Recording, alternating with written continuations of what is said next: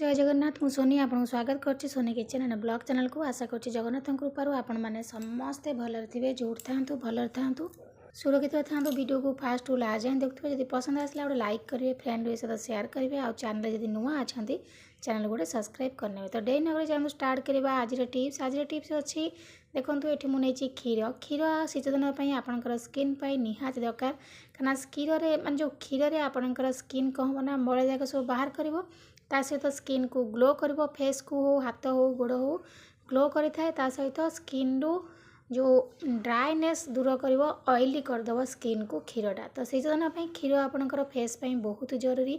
तो निश्चित भाव में आप सबुदिन क्षीर यूज करंतु। आपनकर स्किन रे देखिए, स्किन रे जमी थिबा मैला बाहर जीवो, डेड स्किन रिमूव हो जीवो, स्किन रो कलापण दूर हो जीवो, आ स्किन को पूरा ऑयली रखिवो, मॉइस्चर रखिवो। तो शीत दिन पे एटा निहात दरकार। माने शीत दिन कौन हुए ना, स्किन जाक बहुत ड्राए हो जाए। तो पवन कोहल पवन पिटे शीतर स्किन जाक पूरा धड़ा धड़ा हो जाए, चिन्ह चिन्ह मुह सारा। तो शीत दिन आपंकर फेस को आप भाव जत्न नियंतु। देखो कंचा क्षीर जदि न थाए आप सीझा क्षीर नेबे, किंतु कंचा क्षीर नापी चेष्टा करेंगे, कहीं कंचा क्षीर जो गुण जाक अच्छी सीझा क्षीर नष्ट हो जाए। तो ये आप कंचा क्षीर ही नेबे। कंचा क्षीर आपंकर स्किन को पूरा मैला काढ़, स्किन रे क्लींजर गोटे कम कर। तो देखो ये मुझे कंचा क्षीर नहीं जाइए। तो से आम अलग जिनस आड करना जोटा कि शीत दिन पर गोटे बढ़िया माने फेस पैक प्रस्तुत करवा, जोटा आम स्किन पे निहाती दरकार। तो देखो ये मुझे क्षीर नहीं जाइए। कंचा क्षीर ये मुझे मिसई नौ गोटे चामच बेसन। बेसन आपणकर फेस को पूरा ग्लो करें, मैला बाहर करए, कुंचापण दूर करए, स्किन पे गोटे क्लींजर भली काम करए ये आपणकर बेसन। तो देखो ये बेसन नहीं गले। बेसन पर आम नेक्स्ट जिनस नवा चाउल चूना, राइस फ्लोर। बेसन नेली एठी ग्राम फ्लोर। इंग्लिश रे कहया पड़छ, कहीं जो मैंने बुझी न पारती ओडिया से इंग्लिश रे निहाती कहया पड़ो। तो देखो ये मुझे राइस फ्लोर नहीं। राइस फ्लोर घरे प्रस्तुत कर राइस फ्लोर नहीं। आप नथिबो घरे प्रस्तुत कर चाउल चूना, तो आप मार्केट में मिलूँ चाउल चूना नहीं पारे। ये आपंकर स्किन को पूरा गोरा करिवो, ता सहित स्किन रे गोटे भल स्क्रब भली काम करिवो चाउल चूना। तो बेसन आउ चाउल चूना कंचा क्षीर को भल भाव में मिसई नौची। बहुत सुंदर रेमेडी जोटा कि आप नेचुरल रेमेडी जोटा आप घरे सब पाइबे आराम से। माने मार्केट रू किसी किणा पड़ोनी। बेसन चाउल चूना आपंकर घरे प्राय थी, क्षीर भी प्राय थी। तो देखो ये आम भल भाव में मिसई नवा। ये सब माने नेचुरल जिनस आपंकर स्किन को पूरा माने बहुत भल रखिवो। स्किन बिल्कुल भी आपंकर किसी भी खराब होबनी। तो से आप सब चेष्टा करेंगे नेचुरल जिनस यूज करने आपंकर फेस रे। तो आग काल लोक मैंने खाली हलदी बेसन लगे से मुह को जत्न नौते। से ना से फेस वाश जानी ना कौन क्रीम लगाते, हलदी बेसन लगे से गाधोले। से फेस रे कौन दाग बाहर नाला, फेस तांकर बहुत भल रोला। एबे आम जिते जत्न नौ पार्लर जाऊँ, स्किन के आम फेस को से खराब कर दौरान। तो से आप नेचुरल जिनस माने यूज करूँ, आपंकर फेस को भल रखु।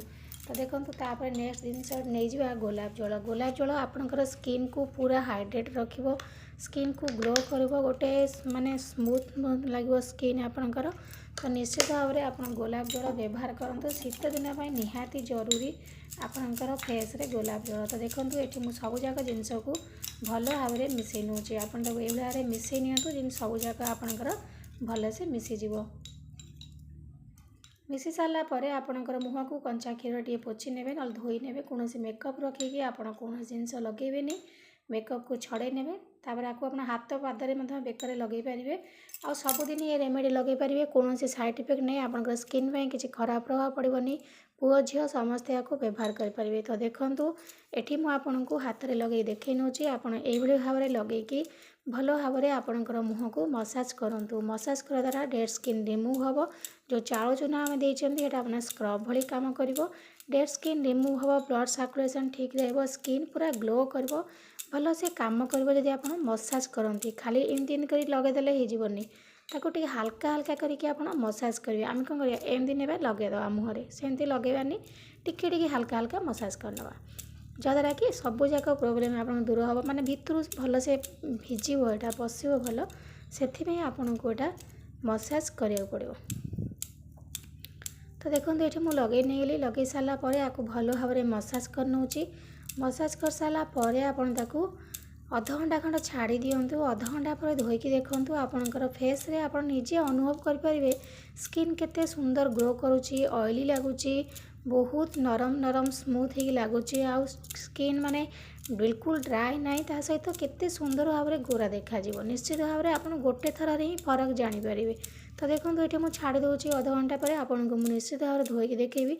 तो शीत दिन जस्ट टिके लुक वार्म अल्प उषुम पानी आपंकर मुँह धोइले भी बहुत भल, किसी खराब नहीं। तो छाड़ीदेवा ए अधघंटा पर आपन को धोईकी देखे नेबी। आपन देखला पर जानीपर केते सुंदर भाव में ग्लो करुच्ची। एबे देखो अधघंटा पर मो हाथ को धोई नहीं आप देखला पर निजे निश्चित भाव जानीपे हाथ केते सुंदर भाव में ग्लो कर। दुटा जाक हाथ को देखिए आप फरक मैंने जानीपे केते सुंदर गोरा देखा जाउची, चमक आसुची, ता सहित स्किन बहुत माने नरम लगुच, ऑयली लगुच। तो निश्चित भाव में आपको आप ट्राए करूँ, डेली लगातु, आपंकर स्किन पे बहुत भल, किसी खराब नुह। तो आशा करछि आज वीडियो आपको पसंद आसथिबो। जदि पसंद आसताए गोटे लाइक करेंगे, फ्रेंड सहित शेयर करेंगे, और चैनल जदि नुआ अच्छा चैनल गोटे सब्सक्राइब करने। तो आज रोची नमस्कार, जय जगन्नाथ।